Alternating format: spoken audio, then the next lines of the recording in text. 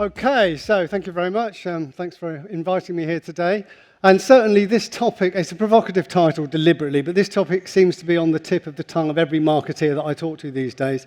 And even David Baddiel this morning had a point of view of whether brands should have a purpose or not. And as I understood it, he thinks they shouldn't have a purpose, so that makes it even more interesting to have this conversation. So if we then sort of contextualize, where does this word purpose fit into the kind of lexicon of big business? And if you talk to investors, you'll hear them talking about ESG. And ESG, which is environmental, social, and governance, is how a lot of investors are judging how well companies are doing in terms of a social agenda, etc. And you can see that there is a long list of variables which make up an ESG strategy. But us marketeers, we like to simplify things, so we call it purpose. And we talk about brand purpose. And the question that we get asked all the time is, should brands have purpose? Is it a good idea? Is it credible? Does it make any difference? And certainly, Unilever as a company has been under the spotlight. You may have heard about this spat between our CEO, Alan Jobe, and this guy, Terry Smith, who runs a big fund, who also actually happened to invest in Unilever. Well, not happened to invest in Unilever, they're a big investor. And Terry Smith said that he thought it was wrong that a brand of mayonnaise should have a purpose. They've clearly lost the plot. And Alan Jobe pushed back and said, purpose is all about our growth strategy, and it's not about purpose, it is about profit. But when you look at the numbers, and you can see probably where Terry Smith was coming from. I mean, he looks at his results sheet, and he sees Unilever posting numbers like this, and he says, this is a company that's not focusing on the right things. And I have to say, I've got a lot of sympathy with that point of view, and I can see why he might say that. But as marketers, we need to start with the consumer, and we've had some good work this morning around consumer insights and understanding how consumers think, etc. And the truth is that most consumers, and a lot of marketers in the room, I'm sure you spend a lot of time listening to consumers, going to focus groups, you will probably agree and know that most consumers don't really care, right? And 80% of brand buyers know nothing about the brands they buy. Why? Because they're daily products that they buy on a routine basis, and it's more of a mechanical process. These millennials that we hear so much about, and increasingly Gen Z, never choose brands because they believe they're responsible, and very few have actually boycotted a brand. So there is a dilemma there for us marketeers. Consumers fundamentally don't care in terms of their actions. Investors are saying, stop talking about all this purpose bullshit and get on and growing the business. So we have got a challenge. And we call this the say-do gap. And I think probably all of us as people recognize the say-do gap. Those of you with teenage children will definitely recognize the say-do gap. All of those kids out there that are vegetarians and want to stop using plastic, but are using it and eating meat and drinking milk because it's just convenient, that's the say-do gap. And I think us marketeers face into this regularly, especially when we're trying to convince our board as to why a purpose-led strategy is the right strategy for our brand. And then just to make it even more challenging, there are plenty of kind of key opinion formers out there in our own industry who are also making comments which are not really that helpful. This is Mark Ritson. I'm sure many of you read Mark's stuff. He's definitely a provocative guy, and he made this statement. So why does Mark Ritson, who I think a lot of us would respect, make such a provocative statement? And the reason why is because a lot of brands over the years have got it wrong. I mean, Mark was specifically referring to the work that Starbucks did around race. This was before Black Lives Matter, and they ran a campaign which was roundly considered to be not credible. And I'm aware that there may be people in the room working on any of these brands, and this is not a comment on these brands per se. This is a comment on where brands have largely kind of gone with a purpose strategy without having the credibility to have a purpose strategy. And I think, we've heard it, I think, yesterday in an afternoon session, and to a certain extent what David Baddiel said this morning was, brands shouldn't talk about things that they're not credible to talk about, and that's really what this is about. And the question is, are you credible? And the truth is that brands that have built their business on social causes from day one are credible and can be successful, right? So these are all examples of brands that I'm sure you know. Ben & Jerry's is one of ours, and we're proud of the work that Ben & Jerry's does. And these are brands which nobody questions their right to be purposeful. But what about the really big brands and big business? Is it possible for these kind of brands, these are both Unilever brands obviously, is it possible for them to leverage purpose in an effective way? And my argument would be, yes, it is actually. And if you look at the kind of the scale of these brands and the kind of growth numbers they're posting, this is good business for such or good performance for such a big business. And this is where I would personally push back on the Terry Smiths of this world and say, you can call out Hellmann's, but look at the performance of the brand. And Unilever's performance is not just about these brands; it's a whole portfolio of brands, and that's really where I think the kind of conflict and confusion is coming from.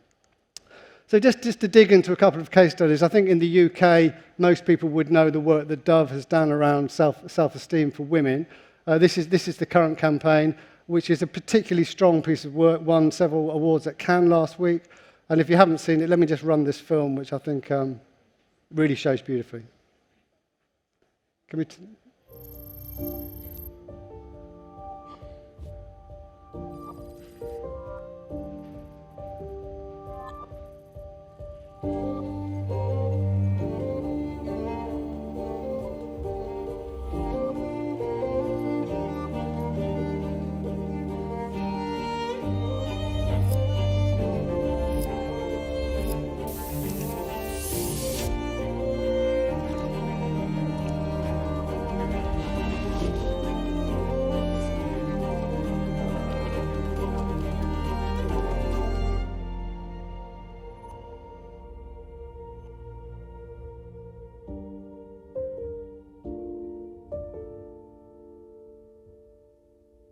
I have teenage daughters, and every time I watch this film, it brings a tear to my eye because there's so much truth in the insight in that film. Brilliantly executed, very strong idea. In my view, that's purpose done properly, done well by a brand that's got credibility to speak in that space. But then, let's take on the brand that got criticised. So Hellmann's. Hellmann's is a food brand. It's largely a US brand, but obviously it is present in Europe and present in the UK. The brand has been running this campaign, Make Taste Not Waste, which is all about trying to reduce food waste, which is a huge problem. They've done a brilliant campaign in the US working with an American football star who's got a brilliant name, Mayo. I'm not going to show this film. It's on YouTube if you want to see it. It's a nice film. It's all about American football stars tackling people when they're about to waste food, which is really cool. But what I wanted to show you is they did a very nice piece of work that really kind of brings to life the idea. And again, I'm really talking today about how to do purpose well. And I think you'll agree when you see this. This is a really nice execution that brings the idea to life. It's very creative.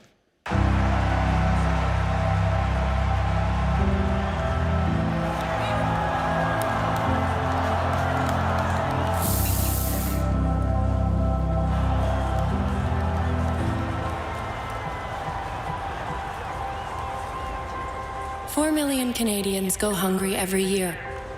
People like Anne, battling cancer, and Gladys and her 2 children. But every minute, Canada wastes enough food to feed a stadium. So, 2 days ago, we collected food that would have been thrown out from local grocery stores. And today, we fed that food to this stadium. Hellmann's and MLSE are proud to announce a new partnership. After stadium events, we'll collect the leftover food and give it to those in need. That's more real food for more real people. Learn more at realfoodrescue.ca. So really nice bit of work. The brand is improved many of its metrics in North America. And, I personally would define anyone to say this isn't a good thing for a brand to be doing at this point in time. And the team on that are doing great work. And the other thing I like about this is that they're stretching this into all sorts of channels. For those of you who know about Animal Crossing, if you return a turnip that is rotting, for every turnip return, Hellmann's will actually give a real meal to a food bank or an NGO in Canada. So this is all about how do you take a good idea and run it through as many different channels as possible. But just because a brand doesn't talk about its purpose, it doesn't make it a bad brand or an evil brand. I use this example in the UK because most of us here know this brand. I think probably most people would be aware that Pret actually give away the food that's uneaten at the end of every day to homeless people and food banks, etc. And so they've managed to communicate that without communicating it. No, they don't talk about it. It just seems to be known. I think we'd all agree that Pret's a beautiful brand. It's a brand which doesn't sort of go on about how purposeful it is. And I think there's an insight in there that doing the right thing does make a brand stronger. And it's a bit like a person. If someone who generally does the right thing and is good gets recognised for doing that. And I'm a big fan of Pret. I always eat Pret when I'm in London. And that's a brand that doesn't bang on about purpose, but in many ways it is a purposeful brand. So I guess that's another angle on good purpose. If I show this chart to a UK audience, no explanation is needed. In fact, all I need to show is the purple and a bit of the ear of the gorilla, and you know what this is about. This is an ad made in 2007 by Fallon, I think it was. Debatably one of the most creative ads, certainly in UK advertising history. I'm sure there are plenty of people who would disagree with that, but I personally think it's true. It's a fantastic piece of creative work.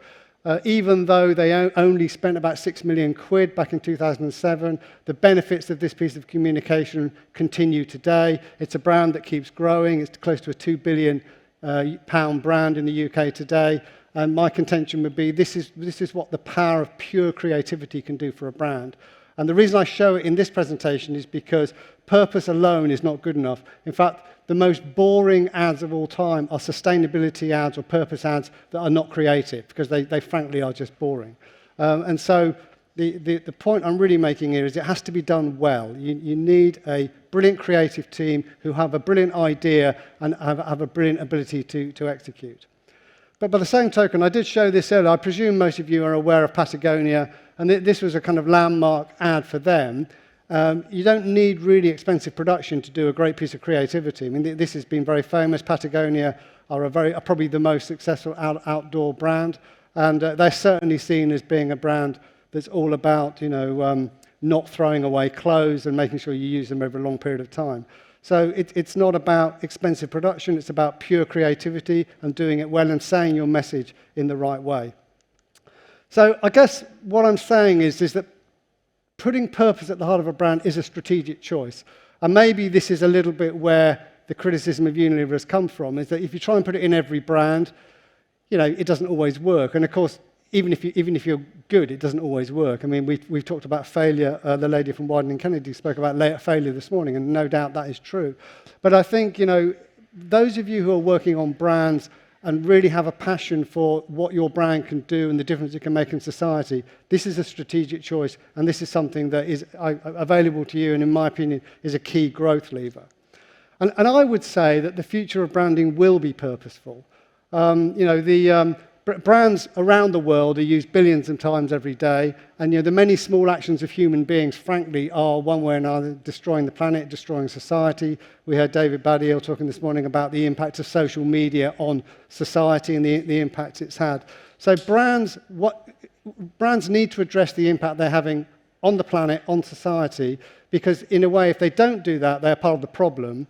And if they underpin that with a strong creative narrative, then they're in a powerful place, and consumers will reward them. Now, I said earlier that most consumers don't care or don't take action, but it doesn't mean they don't care. And like all marketing, a lot of the impact is subliminal, and brands that are recognized as doing the right thing, like Pret, for example, will do well, and consumers can't necessarily articulate that, but they will reward you for it.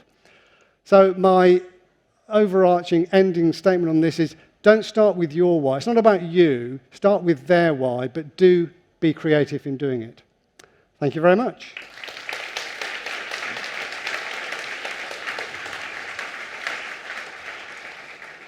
Ian, thank you so much. Fantastic presentation. You said you'd prove to me if it is worth doing or not. I think you have. But there's lots of questions, and some are quite tricky, but you'll like these ones. So let's start with one From Anonymous, isn't it hypocritical to have a campaign like Reverse Selfie when you actually advertise on, therefore fund, the very same platforms like TikTok who fuel this problem?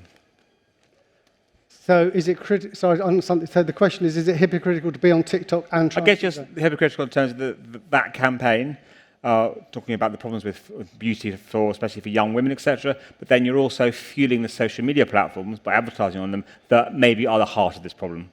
Yeah, I mean that is a correct question. I mean, for what it's worth, Unilever wasn't on TikTok for a long time because of a lot of these safety issues around TikTok. But in the end, we have to face the reality that, we saw the guy from TikTok earlier. Mm-hmm. TikTok is a wonderful business. They do amazing work. And, I don't think it's our position. I mean, we put pressure, as Unilever, we put pressure on TikTok by not advertising on their platform for a long, or not using their platform.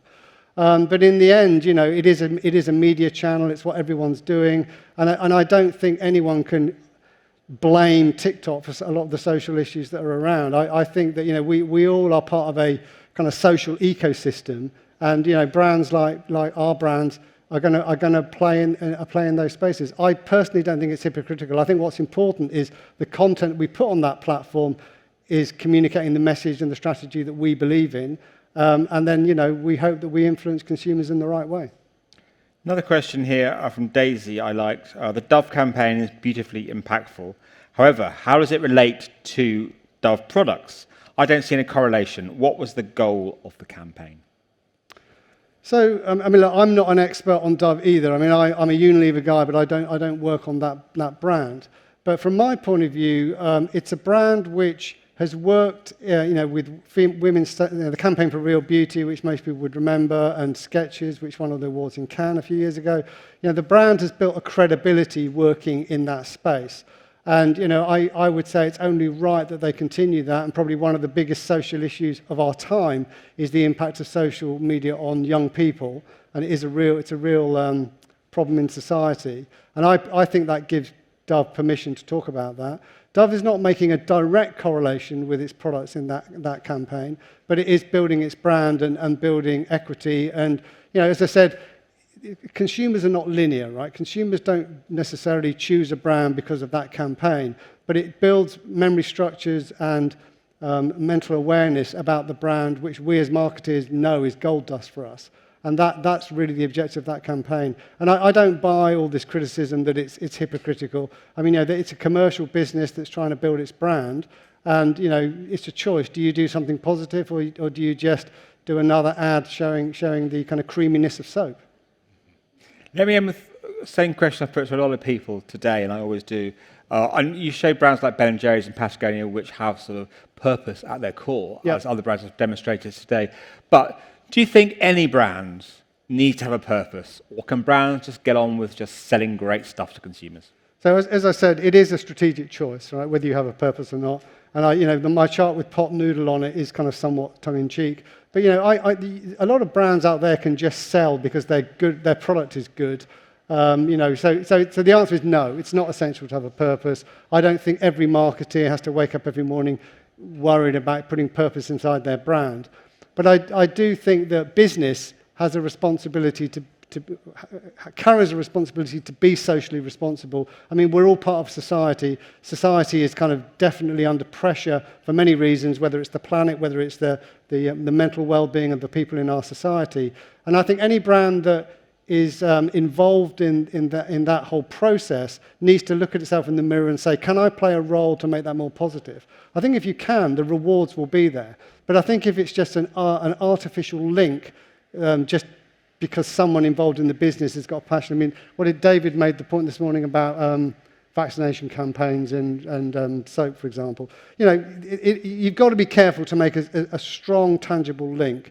And if that works, then do it. I'm a believer in doing it. I've done lots of successful purpose campaigns.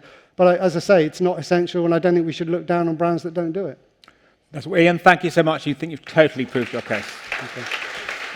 Thank you.